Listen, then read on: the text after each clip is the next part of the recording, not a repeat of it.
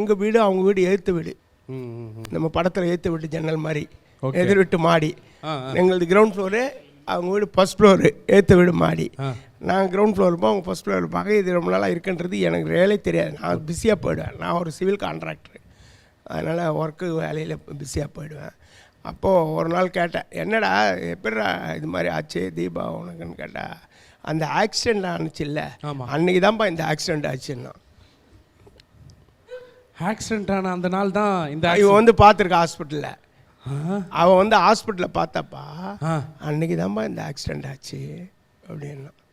ஏன் பார்த்தாங்க எனக்கு ஒன்றும் புரியலையே. அவன் உடம்பு எதிர்த்த வீடு, கால் அடிபட்டுருக்கான்னு வந்திருக்கு. எனக்கு தெரியாது. இவங்க பசங்கள்லாம் ஒரு 5-6 பேர் வராங்க. சரி வந்து பார்க்குறாங்கன்னு நினச்சா நல்லா விசாரிக்க வந்து அதுக்கப்புறம் உங்கள் வீட்லேயே ஒரு நல்லா தப்போதுடா. Very good. இல்லை ஒரு சின்ன ஒரு இன்சிடென்ட் அது சொல்கிறேன் இவங்களோட லவ் என்னன்ட்டு.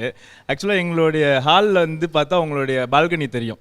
உட்காந்து பார்த்துட்டு நான் வந்துட்டு உட்காந்து டிவி பார்த்துட்டே இருப்பேன். அந்த பொண்ணு அங்கேருந்து பார்த்து கையை அமைச்சிட்டே இருக்கும். அங்கேருந்து பார்த்தா எங்கள் வீட்டில் ஜன்னலில் யாரோ உட்காந்துருக்காங்க தான் தெரியும். அது யார் உட்காந்துருக்காங்கன்னு தெரியாது. என்ன கை காமிக்குது, யார் இந்த பொண்ணு என்ன கை காமிச்சுன்னு இருக்குது அப்படின்னு யோசிச்சுட்டு கை காமிக்குது அப்படின்னு சொல்லிட்டு சரி நானும் ரொம்ப நாளாக அது வாட்ச் பண்ண. வெளியில் போய் பார்த்தா அதுக்கப்புறம் உள்ளே போயிடுவா. நான் வெளியில் போயிட்டு வெளியில் நின்று கேட் கிட்ட நின்று பார்த்தா உள்ளே போயிடுவா. சரி ஓகே யாரை தான் பார்த்துட்டு இருக்கா, சரி ஒரு வேளை நம்மளை யாரா பார்த்து பயப்படுறாள் அப்படின்னு நினச்சிட்டு நானும் விட்டேன்.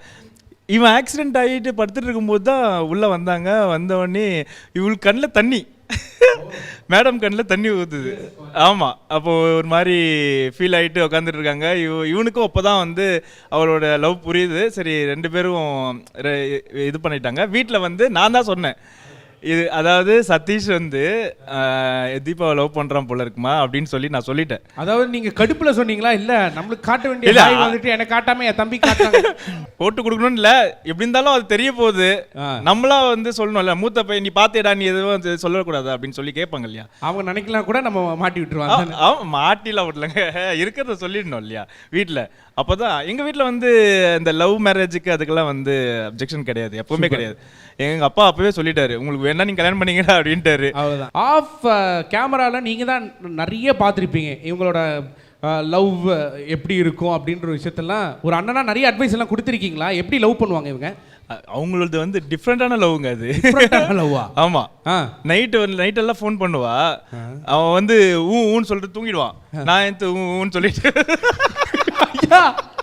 இது ரொம்ப டிஃப்ரெண்ட். ஆமா, அவ சொல்றா நீ கொஞ்சம் உண்மை சொல்லு அப்படின்னு சொல்லுவா.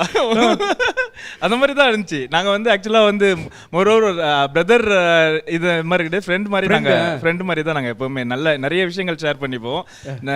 எந்த விதம் இருந்தாலும் சொல்லிவிடுவோம்.